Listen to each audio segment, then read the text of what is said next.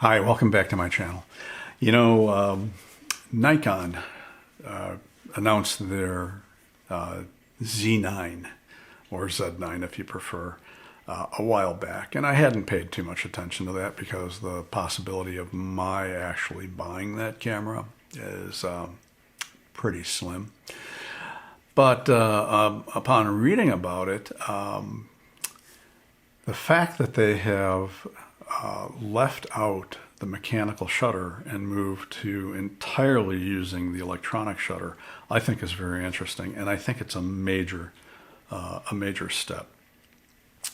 And that Nikon could design a full-frame imaging chip, a large chip with a scan speed in the electronic shutter that is fast enough to freeze motion when you're using a high shutter speed with no rolling shutter effects. And by that I mean, you know, if you're using an electronic shutter at a high shutter speed to take a photo of something moving very quickly, like a golfer in a golf swing, or in baseball, a hitter at the plate, and they swing that bat or that club, and you take a shot with the electronic shutter and you get a curved bat or club because the scan speed is not fast enough to freeze that bat in the same place during the scan.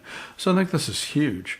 And you also, at least on Lumix cameras, cannot use flash with the electronic shutter, and apparently Nikon has solved that as well. Previously you had to use a mechanical shutter for that. But I think that this opens the door to not only fixing those issues, but also the possibility of adding computational photography into conventional cameras.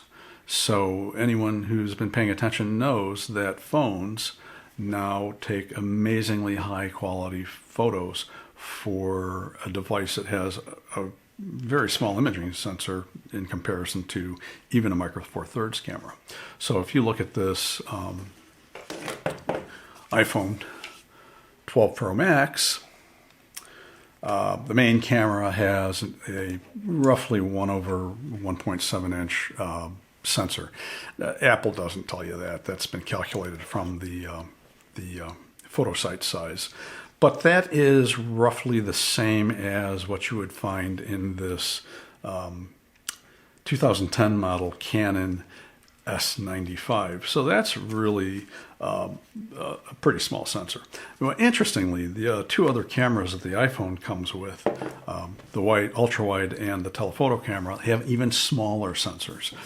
So if you look, you can actually tell the difference in the image quality between, especially in lower light conditions, between the main camera on an iPhone and really this is probably true of the other high-end phones, between that main camera and the other two cameras. So to get around the disadvantages of a fairly small chip on a phone, they use computational photography. So when you pick up your phone and you activate the camera app, the phone starts taking frames right away. And it's just putting those into the memory buffer, which of course the older ones are getting deleted. And then when you go to take the picture, it takes that frame that you've shot and also combines previous frames. I think the iPhone does 9 frames, and creates a really high quality image from a very small sensor. So think about 1-inch sensor cameras like the Lumix LX10 or the Micro Four Thirds cameras, or the other 1-inch sensors available from Sony and Canon. If you add computational photography to those cameras, all of a sudden you're going to get amazing image quality out of these little cameras. And some of us, photographers, although I really like my phone, sometimes I want to use a camera, but sometimes when I want to use a camera, I don't want to take this. I might want to take this, although this is a little too small. If you look at the current crop of point-and-shoot cameras, they use 1-inch sensors, which is quite a bit bigger than the phone or this little Canon S95.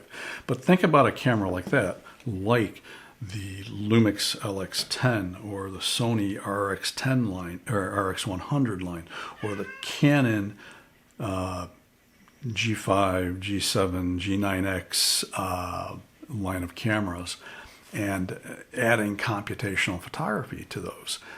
They already take very high quality photos for cameras those size, but it would be even, oh, T-Bone. Sorry, T-Bone wants to play. You're going to have to wait, buddy. Sorry. So the other thing that phones do, of course, is the iPhone has portrait mode, and other phones do as well. And on the Pro model iPhones, they have a LiDAR sensor that builds a depth map to give you that simulated background blur in a portrait, which you can actually adjust after the fact.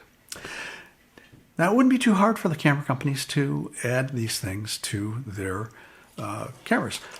The Lumix line, and this is true of other, I know Sony does this as well. There's a mode if you set it to scene mode, one of the options is handheld night shot. And what that does is, I used it on this S95, it takes several photos with one click of the shutter in rapid succession, and then it blends those photos together to give you nice exposure from the shadows to the highlights without the shadows being too dark or the highlights blowing out. Actually nibbling around they're already nibbling at the edges of computational photography. Also, the Lumix cameras have the post-focus feature where you can actually take a series of photos when you set the camera to post-focus and then adjust focus after the fact. So they're already partway there. They could actually add these features, I think, given the technological abilities of these companies, they could actually add these features to the cameras. And I really think they need to do this because I think that phones are going to start eating into even the higher priced cameras. And there's that old saying that's attributed to Steve Jobs, and that is, if you don't cannibalize yourself, your own sales, somebody else will.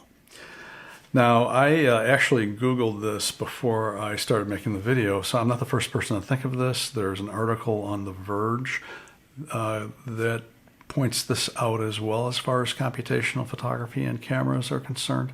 So I'll put a link to that in the description. If this was interesting to you, please hit that thumbs up button. That would be a big help to me. Any comments or insights, or you've thought of something I haven't, absolutely put that into the comments, and I will respond. And I'm Todd Banner. I will see you next time.